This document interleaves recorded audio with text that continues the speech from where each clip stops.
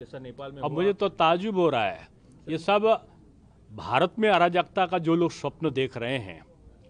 भारत की महान जनता अपने महान राष्ट्रभक्त नेता के नेतृत्व में मजबूत है। ये अराजकता फैलाने वाले अराजक तत्वों से हमारे देश की जनता सतर्क है। ये लोग पहले किसान आंदोलन में हिंसा फैलाना चाहते थे, हमारे प्यारे किसानों को भड़काने की कोशिश किया, लेकिन किसान भटका नहीं और जान गया कि मोदी जी ने आज किसानों के हित चिंतन के लिए टैरिफ के मामले में एक महाशक्ति से के सामने दृढ़ संकल्पित होकर खड़े हो गए।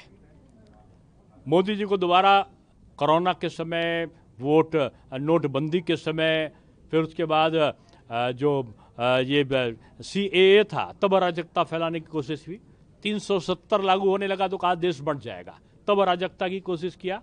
अभी वक्त पे अराजकता की कोशिश किया, अभी ट्रिपल तलाक पे अराजकता की कोशिश किया। संविधान खतरे में है और आरक्षण समाप्त कर रहे हैं कि झूठी अफवाह के आधार पर अराजकता की कोशिश किया और फिर चुनौती दे रहे हैं। ये चुनौती देने वालों को मेरी चुनौती है कि आपकी हैसियत नहीं है कि भारत ऐसे राष्ट्रभक्तों के देश में और मोदी जी के रहते हुए आप अराजकता फैलाने की कोई भी संभावना करने की कोशिश कर रहे हैं। ये संभव नहीं इस भारतवर्ष में।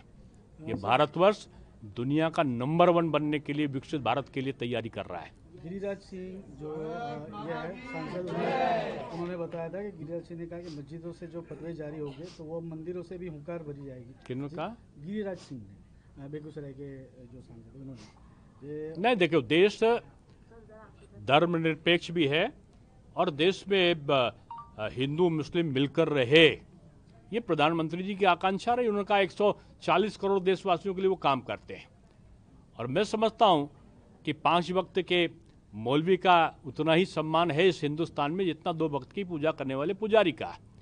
लेकिन इस देश में रहने के बाद कोई अगर पाकिस्तान की बोलता है, कोई घुसपैठियों के लिए आंदोलन करता है, म्यांमार के रोहिंग्यों के घुसपैठियों के लिए, ये बांग्लादेश और पाकिस्तान के घुसपैठियों के लिए कि उनका मतदाता सूची में नाम रहे, तो ऐसे लोगों के लिए तो मोदी जी अच्छे नहीं दिखेंगे।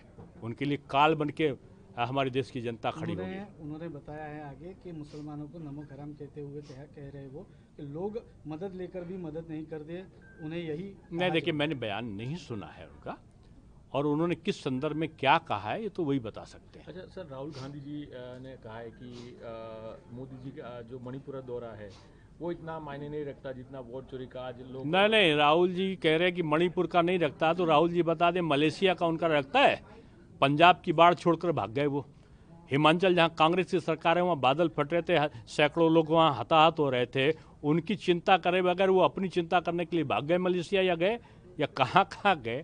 पहले अपनी यात्रा को बताओ ना कि मणिपुर के तो भारत का एक अंग है और मजबूत मणिपुर बने, इसके लिए प्रगतिशील होने के लिए गए मुख्य प्रधानमंत्री जी। वो कह रहे हैं कि जो वोट चोरी का नारा देश में बच्चा आज पहले वो अपनी वोट डकैती का बताएं और पहले आदरणीय अपनी पूज्य माता जी के बारे में उस चीज़ को बताएं कि जो 1980 में वो यहाँ की नागरिक नहीं थी, वो मतदाता सूची में उनका नाम कांग्रेस सरकार में कैसे आ गया, पहले उसका जवाब देते। और मोदी जी की मम्मी के बारे में कुछ जो आसमान को थूकेंगे ना तो थूक अपने ऊपर पड़ेगा, ये कहावत है।